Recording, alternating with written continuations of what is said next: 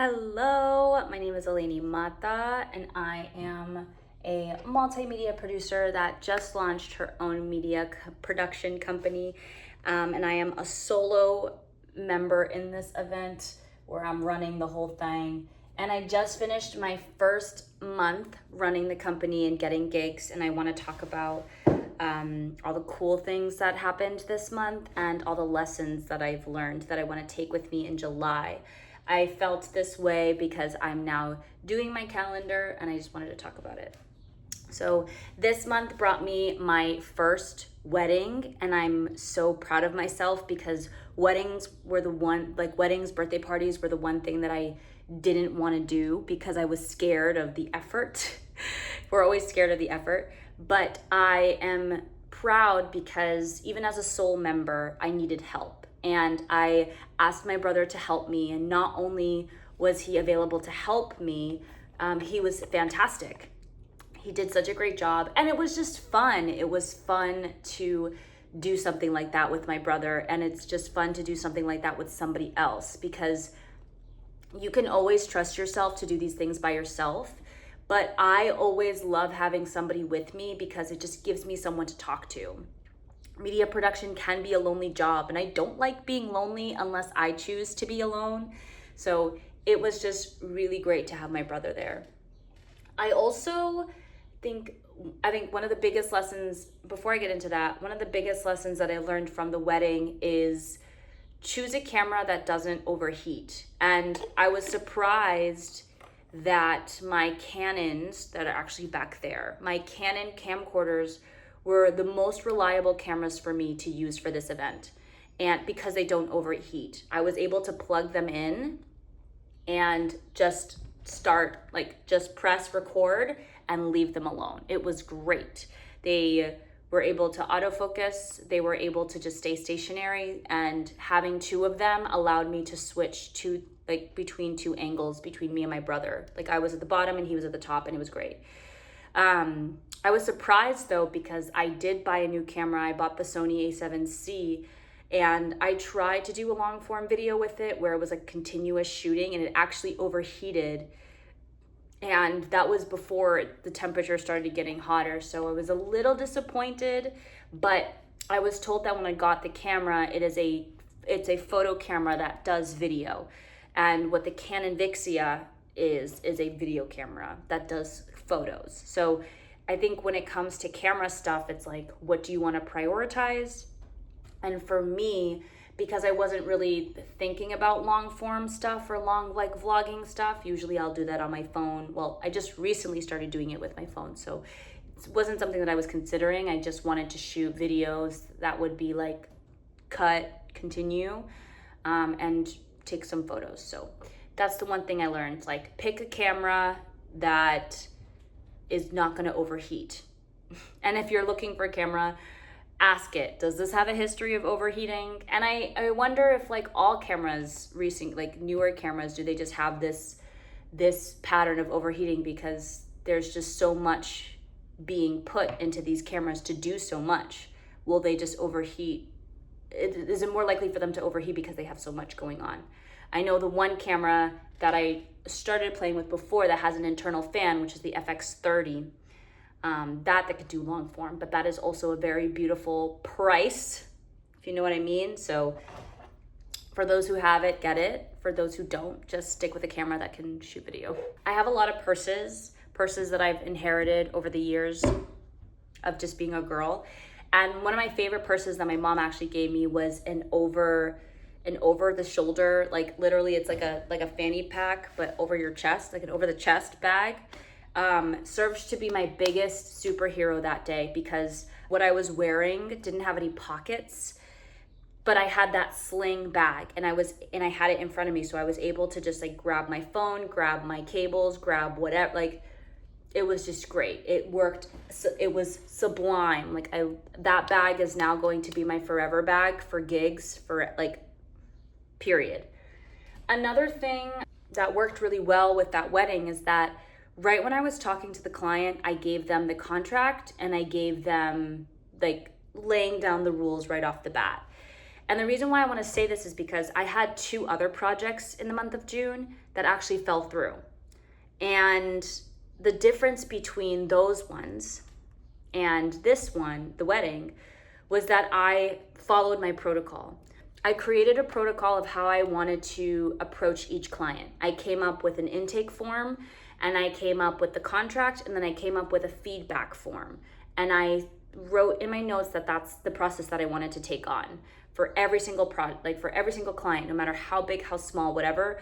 Follow the process before you do any of the work, because then you're setting up the expectations as the creator. Like, these are the expectations. This is what we agreed upon, and it's on paper. So if something goes like left, we can always refer back to this sheet as like, this is what we agreed upon, right? And I didn't do that with the other 2, but I did it with the wedding, and it served me super, super well. And I just felt on top. I felt like I was managing it well. The other 2 projects, I'm not going to talk too deeply about, but they just didn't work out. One of which was a lesson in my prices, and I'm still figuring out what my prices are when it comes to these products, because to be very fair, we're living in a world right now where a lot of our money that we're earning is going upwards to people higher than us, like taxes, etc., you name it. And there's not enough money to circulate within the community. And those are my clients, are people within my community that need help when it comes to media, when it comes to video or audio or wherever it is. And it's really hard to ask for money from those people, because these are people, at least what I'm noticing, are people who really just want help to create something. So it's hard to ask your community for money and have money circulate within the community when a lot of that money is going upwards, and it's just tough. So it's a huge lesson, and it brought a big conversation on my end as a business owner, and as just as an entrepreneur, your own marketing, your own finance person, your own everything. How do I want to set my prices? And I feel like I don't know the real answer yet, other than be flexible, because there will be people who will be able to afford these things, and there will be people who won't. And if you want the job, depending on the scope of the job, you have to really think about like, okay, do I really want to do this? Do I believe in the mission? And do I feel like I can give it my all? Even if I'm not getting paid, can I still give it 100%, all my love and attention that I give to all my projects anyway? So pricing was definitely a challenge this month, and great, because it's my first month doing this, and just like full time anyway. So it was good. I also learned the difficult conversation of when things don't go well, like the conversation of thanks but no thanks, and like not me giving it but receiving it. And you always, especially when it's your own business, you always want to take it personally, because it's your work, it's coming from you, and it's your soul, because you love doing this. But it's really a matter of like, you know what? Like the way that I told this client was like, you know what? I understand. I'm here whenever you need me. And that was it. I didn't send anything after the fact, because I do want to be valuable of like my time as well.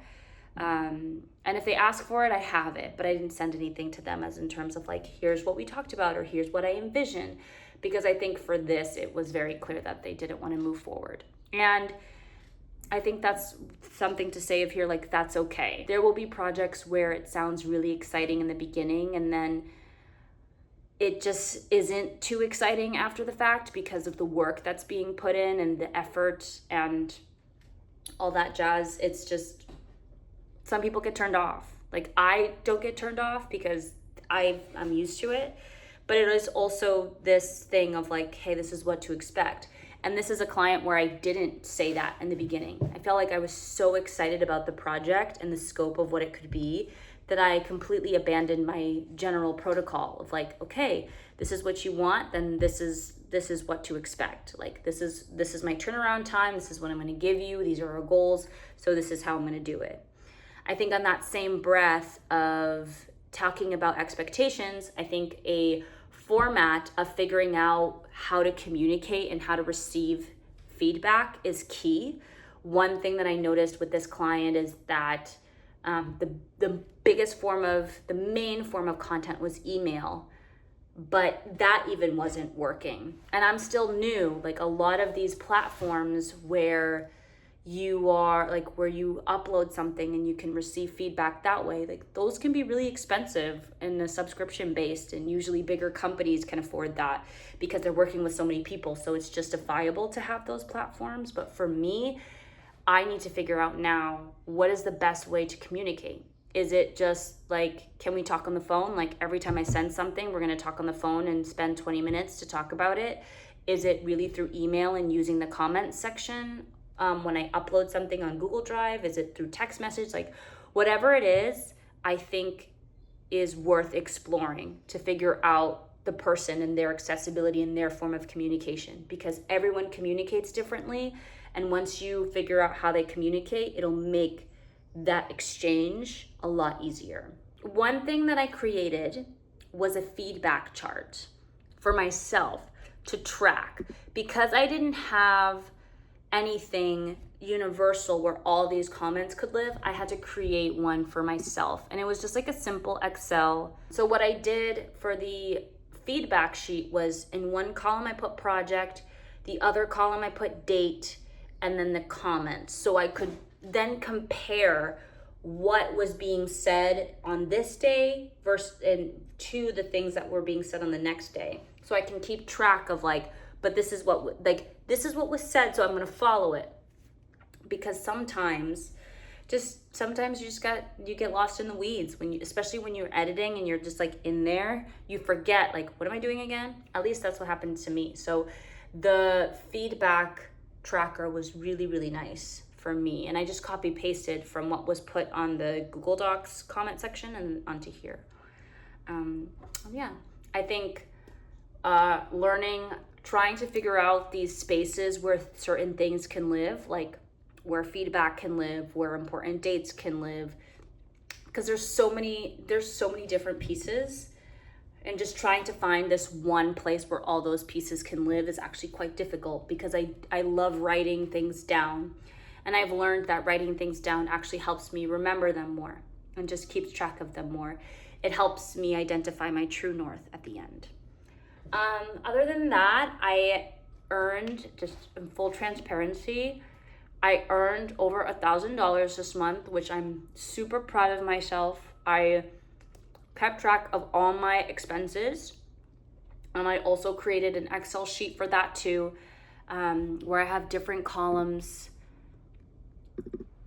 I created like an expense sheet where I have the date, I have the vendor, the amount, the expense category, and I have different categories down to like travel, food, equipment, office supplies, miscellaneous, marketing, and admin, taxes and finance, and then notes to be more specific. And I'm doing the traditional process of scan my receipts and put them in a binder, as well as having a digital copy. I know that's going to save me later on. And that's more like on the admin side. And then I have a mile tracker where I'm doing it. I started doing it every single trip, but that started to be difficult. So just not difficult, but just I would always forget that when I get in my car, I have to take a picture of the mileage. So I haven't really been doing it, to be perfectly honest. What I think I'm going to do is just at the end of every single month, I'm going to take a picture. And I actually took a picture yesterday. And it's the first. What I want to take into July is this continuation of figuring out my prices and just being flexible with the client, because not everybody has financial means where they can give to these services. These services are a luxury. They're not a necessity. So, another thing that I want to take with me into July is this desire to keep learning and figuring this out. There were days that I'm like, what am I doing? What's going on? Why am I doing this? And it's to run the company. It's to learn how to run my own company in a way that's sustainable to me and true to what I want to do and who I want to help. I want to keep this, I want to continue to keep with me this process of tracking my expenses. They serve to be really helpful to me. It just is really helpful. It's just super helpful. The process is just helpful, and I just know it's going to help me when it comes to doing my taxes. And another thing I want to keep with me into July is just the organization of how I'm putting projects on my wall. These are like the, what am I doing? These are the upcoming ones. And then over here, I have one over here too. That is like, these are the ones that are happening right now. My goals into July is that I have 2 short films that I want to finish editing. And I, in a scary way, have to prioritize though before I take on any clients. Because those are my babies. And the reason why I made this production company was to make my own stuff, actually. And be able to give these services to other people if they were to like it. So there's that. So yeah, I'm very proud of myself. June was a really good month, and I think July is going to be even better. So that is my wrap up of June, lessons that I've learned and things that I want to continue to take with me into the new month. I hope you're having a really great day. I hope if you are also a multimedia producer, freelancer, solo venture like me, I hope you have all of your expenses tracked. I hope that all of your emails are read, and I hope all of your gigs are booked, ticketed, and I hope that you're busy. So have a wonderful day.